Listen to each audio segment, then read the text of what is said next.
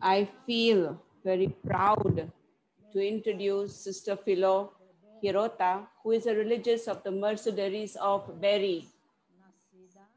She was born in Japan, but has a universal heart. She came to know our sisters in America when she was very young. She knows many, many parts of the world. She has lived and worked in different countries: Japan, Philippines, Nicaragua, Mexico, and also in Rome. She has been several times living in Rome. She was also the general of her congregation. From 2012 to 2018, she served as the general. She is presently in Tokyo and forms part of an expert advisory to the Justice and Peace Council. She has always dedicated herself in other works like Justice and Peace, Pax Christi International Non-Violence Task Force,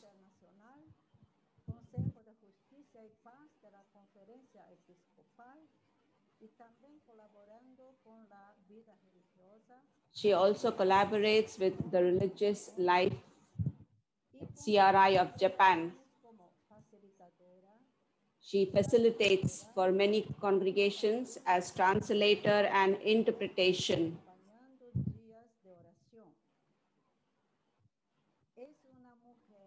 She is a woman, very open, very deep, very active in all topics of the world.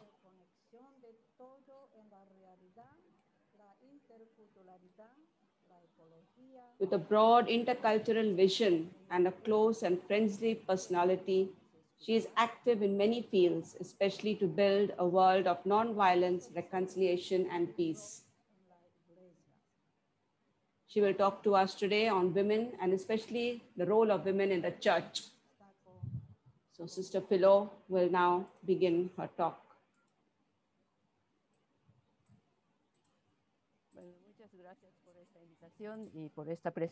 Thank you very much for the invitation and for your presentation of me. Today, I'm very thankful for inviting me to share with you on a topic that I like very much. Now we are going to share my screen.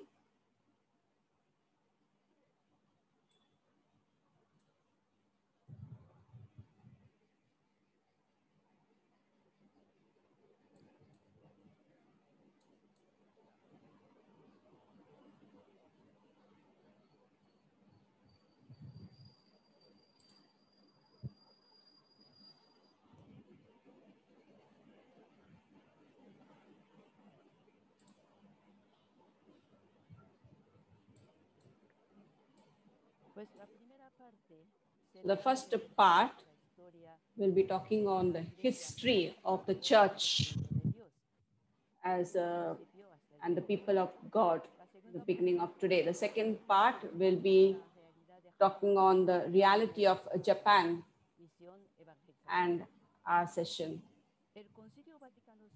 The Second Vatican Council called us to have the people of God.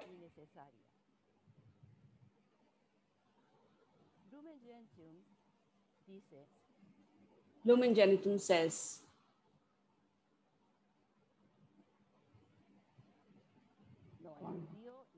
her voice is gone. Therefore, the people of God chosen by him is one Lord, one faith, one baptism. There is therefore in Christ and in the church no inequality on the grounds of race or nationality. There is neither Jew nor Greek. There is neither slave nor master.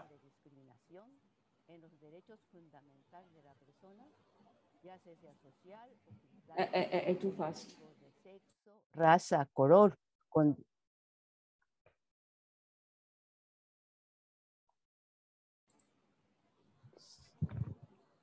sexo, raza, color, condición social, lengua y religión, debe ser vencida y eliminada por ser contraria al plan divino.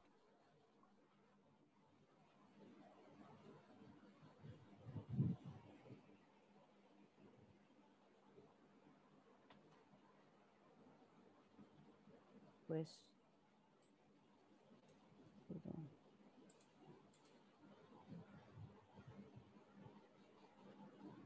Cardinal Surens de Bélgica en la segunda sesión Cardinal Suarez might come in his second council. What's too fast she is? How can I say anything? Where is one half of the church? If los obispos congregados escucharon e invitaron 14 mujeres religiosas y laicas como observadoras en la tercera sesión. Luego invitaron más. Claro que fueron 25 mujeres en there were total. 25 women who participated in the council. One of the sisters who took part in the council, most of the people were very indifferent.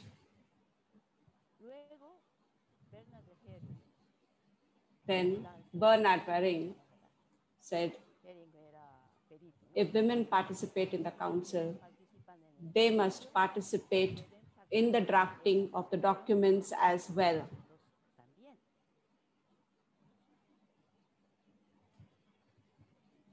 Y las mujeres participaron en la elaboración de los documentos Gaudium et Spes. The women took part in different councils. One of the cardinals presented pensando que las mujeres presentes iban a estar felices y contentas. En cambio, hubo un silencio. The cardinal presented something about women with very flattering words. There was complete silence in the hall, and suddenly someone says, please take away all the flattering words. What we want is for the church to recognize us as persons and treat us likewise. This was Rosemary Goldie, the Australian theologian. Hace 58 años sigue siendo vigentes. ¿Dónde está la mitad de la iglesia? Where is half of the church? The participation y que nos reconozcan como la persona. Porque se trata de la credibilidad, la sacramentalidad, the credibility, the sacrament, the sacredness, and the integrity of the church and the gospel that we proclaim. Sin embargo, sigue existiendo en la iglesia But yet, in the church, there is a culture, patriarchal culture in the church.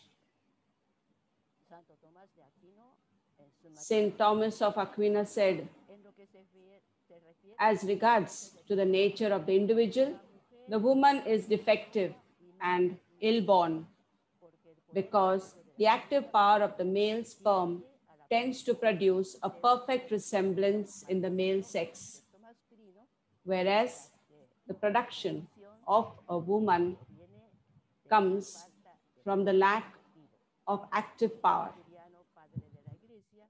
said Thomas Aquinas. And don't you know that you are Eve? God's judgment on this sex of yours lives in this age. Guilt must necessarily live as well. You are the door to the devil. You are the one who broke the seal of that forbidden tree. You are the first traitor of divine law. You are the one who convinced the one whom the devil was not brave enough to attack. So easily, you destroyed the image of God. Because of your betrayal, even the Son of God had to die.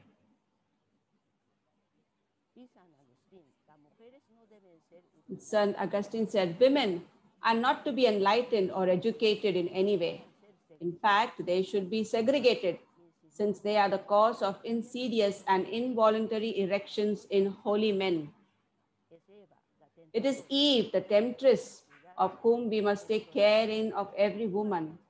If the function of conceiving children is removed from women, I cannot see what use the woman can be for man, said Saint Augustine of Hippo.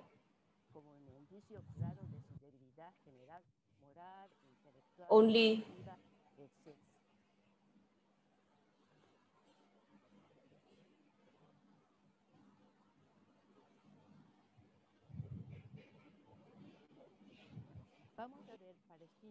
let us look at Palestine in the time of Jesus.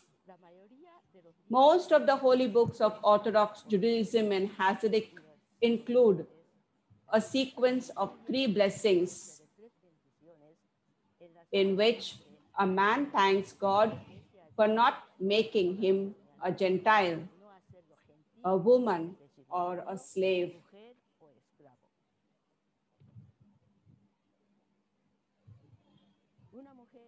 A Jewish woman was ritually unclean during her menstruation. When a woman conceives and gives birth to a male child, she will be unclean for 7 days. If she gives birth to a daughter, she will be unclean for 2 weeks.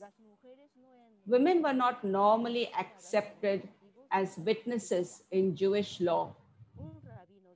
A first-century rabbi, Eliezer, said, "It is better to burn the words of the Torah than to entrust them to a woman." I do not allow women to teach or command men. They should remain calm.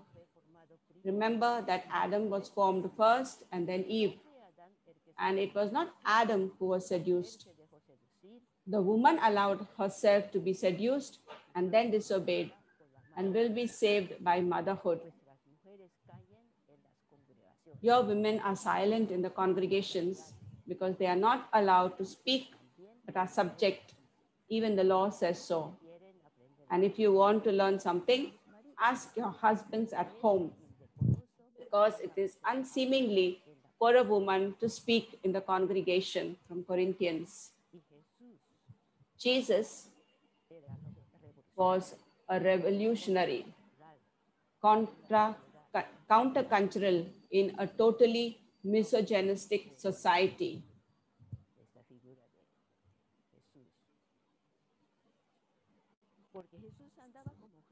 Jesus always moved around with women.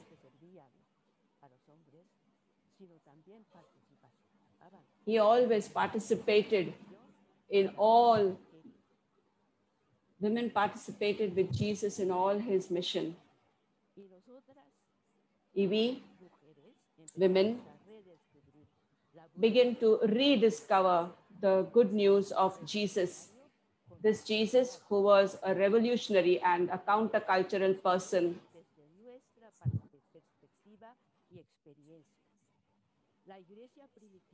The primitive church following of Jesus, but with the establishment of the Roman sacrament, the church totally ignored the original mother of Jesus of Nazareth.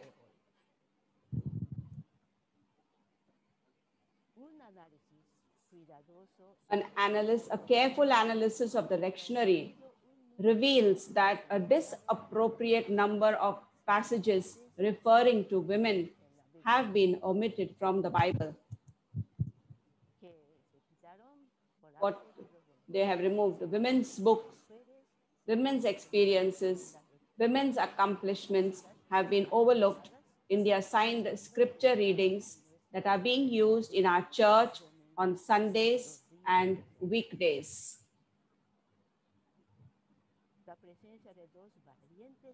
The presence of 2 brave midwives, Sifra and Pua, was completely omitted from the lectionary.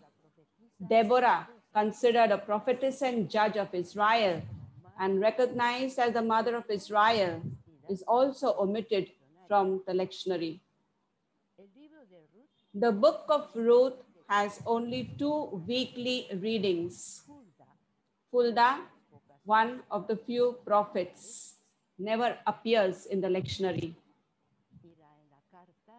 And in the letter to the Romans, I recommend Phoebe, our sister, deaconess. The Magnificat is not in the Sunday liturgy. And on Easter Sunday, the word of Jesus to Mary Magdalene to go forth is omitted. It's very, very important, this message that Jesus gives to Mary Magdalene as the first prophetess. Vamos a ver un poquito el caminar de la iglesia en Asia. Let us look a little bit of the journey of the Federation of Bishops Conference of Asia. After the Second Vatican, it identified its new way of being church in Asia. Dialogue of life with the people, because 80% of the people in the Conference of Asia are young. The cultures and religions. In Asia, Asia has all the religions.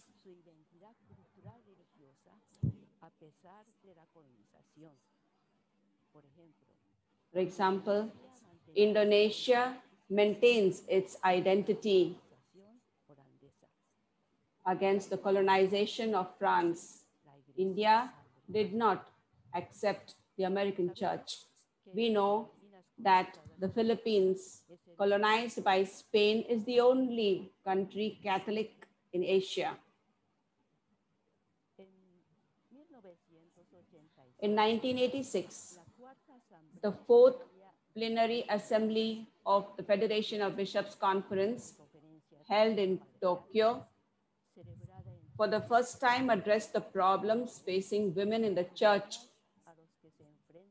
and in the world as a serious challenge that demands a response.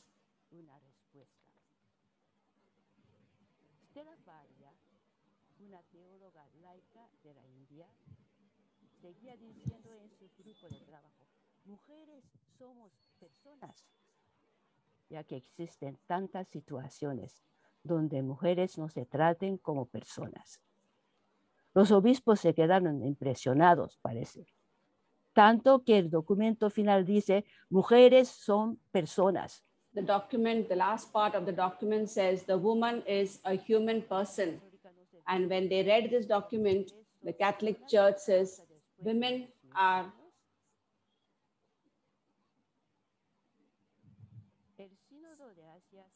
the Asian Synod in 1998. I was one of the observators in this, and I will read one of the presentations that was.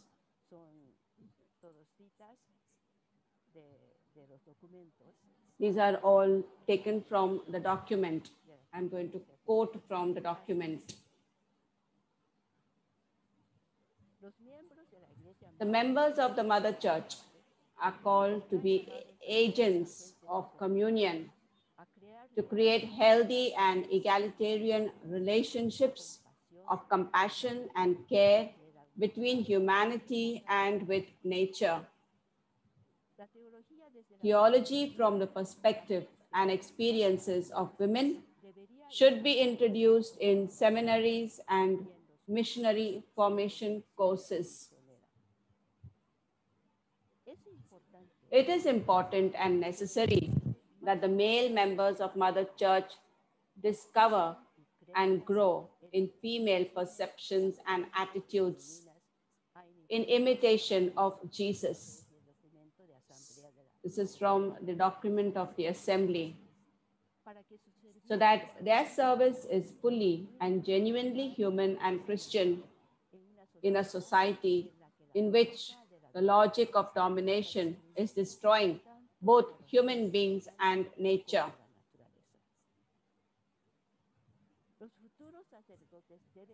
The future priests must be formed to accept women as disciples and companions in their evangelizing work. As a concrete sign of recognition of the fundamental equality of all the baptized and of the Church's commitment to support women in equal conditions, it is urgently recommended. And here there were many recommendations that were presented, concrete recommendations. Content is still very relevant after 23 years. Let us look at what has come from the Pope Francis in his exhortation apostolic Evangelii Gaudium. It is necessary, he says, to expand the spaces for a more incisive female presence in the Church, because the feminine genus is necessary in all the expressions of social life. For this reason, the presence of women must also be guaranteed in the workplace and in the various places where important decisions are made, both in the Church and in social structures. This is what Papa Francis added, both. And then in Rome, during the Union International of the Superior Generals of 2014,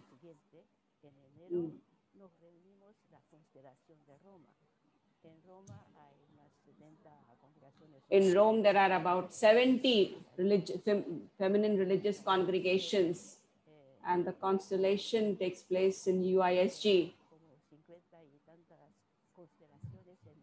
And UISG has 70 constellations in the world.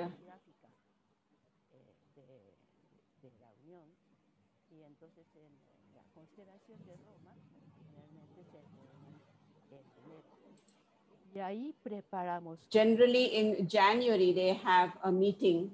And in one of these meetings in 2014, they wrote to the Pope asking him appointment of women to high-level decision-making positions within dicasteries and other offices.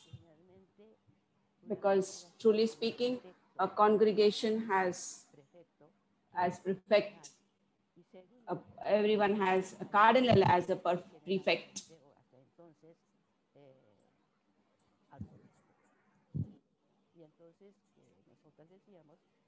And so they said that usually it is the cardinal, a prefect, but they said that the second or the third person can be a woman, a religious or a lay person. Then they said participation of women from the beginning in synods and other places of critical dialogue in the Church. A call to women theologians to reflect on the role of women in the Church. As Papa Francis said, there is a need for women theology in the world.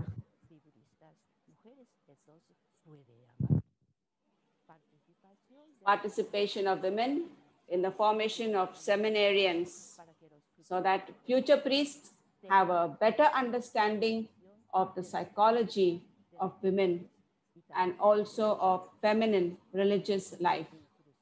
Inclusion of gender in the language of the Church. Then they sent the letter to the bishop, but it never reached. And then in the Second Assembly of 2016, Papa Francis came and met all the superior generals. And then they asked him if he had received the letter of the sisters, and he said no. And so then they asked him an audience with him. And then the UISG organized a meeting with him.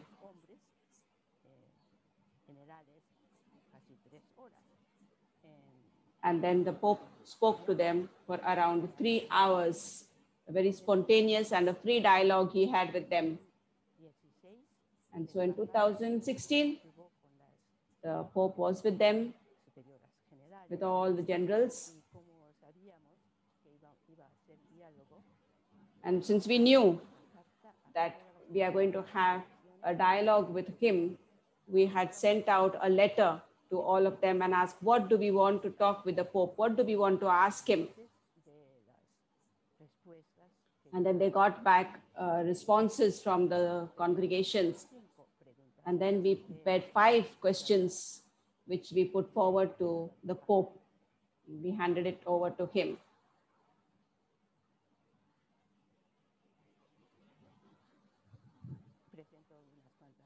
And then we presented several questions to him. And then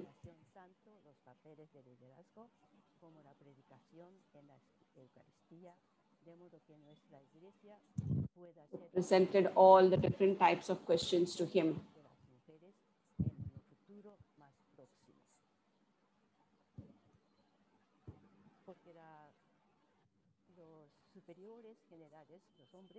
Because the generals asked them, the male generals also asked him similar type of questions.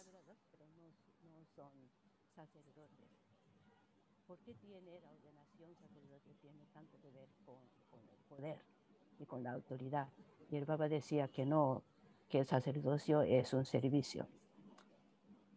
Después de hablando de la predicación, el Papa en esta... And then afterwards, the Pope said to them, la predicación compete al sacerdote celebrante de la Eucaristía, aunque sí sabemos que en algunos lugares o bastantes lugares que una mujer da pues homilía, ¿no?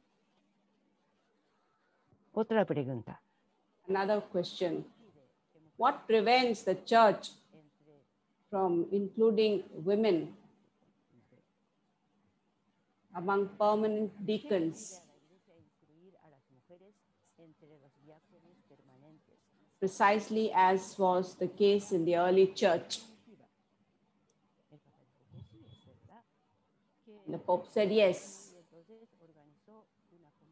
And so he organized a commission of 12 people, 6 women and 6 men. And then the Pope also asked UISG if we wanted to recommend any woman. So UISG recommended a lady called Phyllis Zagano, who is an expert in the question of diagnosis of women. So these 12 people of different cultures all lived in Rome. And the UISG was the only organization that had women from out of Rome. She lived for about a few months in Rome, working with this commission. But they were worked in a very secretive type of a manner.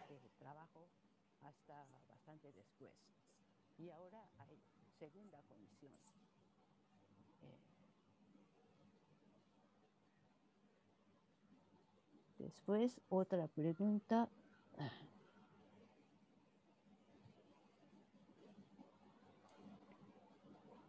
¿Cómo es posible que... Another question was, how is it possible that many times we are forgotten and we are not made participants? For example, in the General Assembly of the Congregations of Institutes of Consecrated Life and Societies of Apostolic Life, wherever consecrated life is discussed. Can the church afford to continue talking about us instead of or with us? In the world, 80% of the consecrated people are women.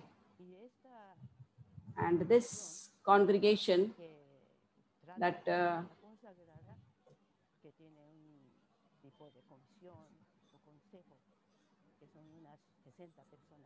are about 60 people in this commission of consecrated life.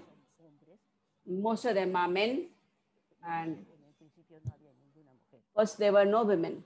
And after that, a few, very few women. And then Pope Francis did not know about that, this reality. And then he said, yes, yes, we can put women into this and we have to talk about it.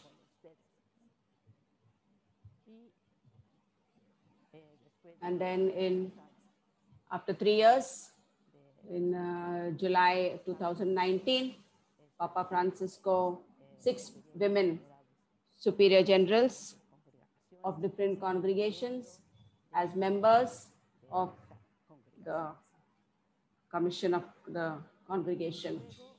And then later, the dicasterio of the lay and the family and life, they also included some women.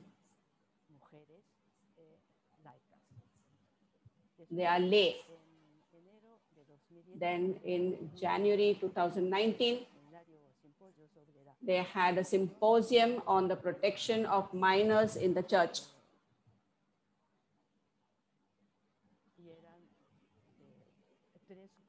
Then there were three of the speakers were women. Valentina, who's from Mexico, and Linda.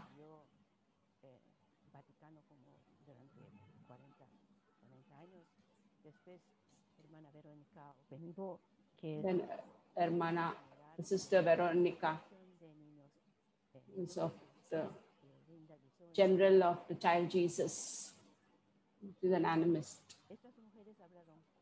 These women spoke with a lot of diversity and with a lot of freedom. They were very critical.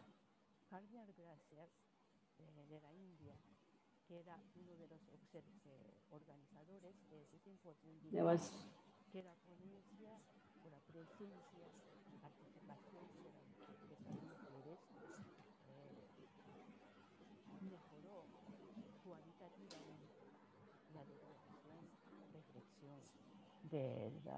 de este simposio.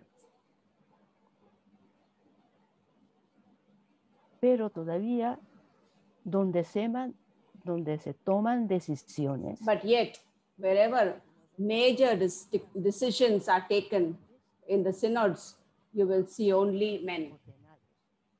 All priests, cardinals, bishops, they only have the right to vote for decisions.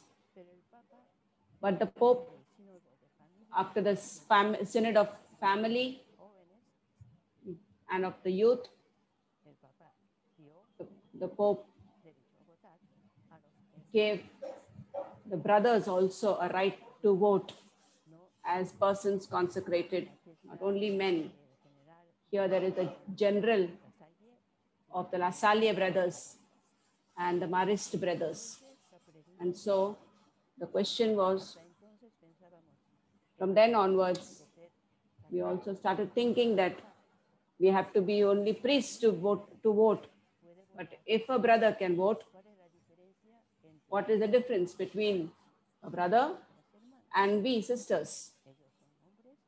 They are men and we women. It has nothing else to do, it has nothing to do with ordination. And then there was a campaign to allow women to vote. These are Benedictine sisters of Swiss. And then there was a meeting in Rome of religious and lay people. And then the Pope continued appointing women in the different commissions of the Vatican. These are 3 women, lay women. They are in the doctrine of faith. And then there is another Maria Luisa. She is the consultant of the synod. That from the beginning of the synod, she was part and participated in the synod. And then in the Commission of Finance, there were 5 women, lay women. And then the commentary that was out was that it is very important, this commission, because most of them are cardinals in this, and only one may be layman. Then after that, the Commission of the Bible in 2020. There are 20 participants, out of them 5 are women. And this is in this year, lectors and occults.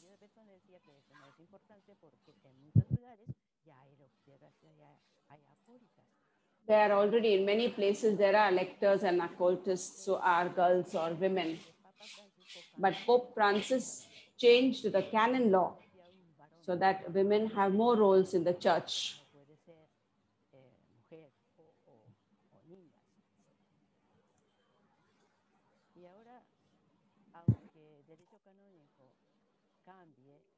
Even if the canon law changes, formally, it still has to be approved for women or children or girls to be altar servers.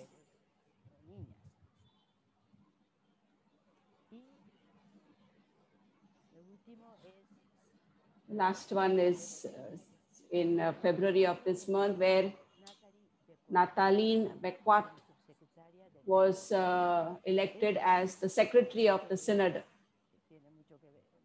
This really is very important and has a lot of meaning, because at last Sister Nathalie had the right to vote in the synod, but only one. But something is something, it is a beginning. And so what is important is to continue dialoguing on this. Continue talking, dialoguing, because if we don't speak, nothing will change. This is what happens always. The primitive group doesn't go ahead, doesn't lift up their voice, nothing will change in the world. And so we need to continue speaking with a liberty, with freedom, a compassive freedom, so that the Church of Nazareth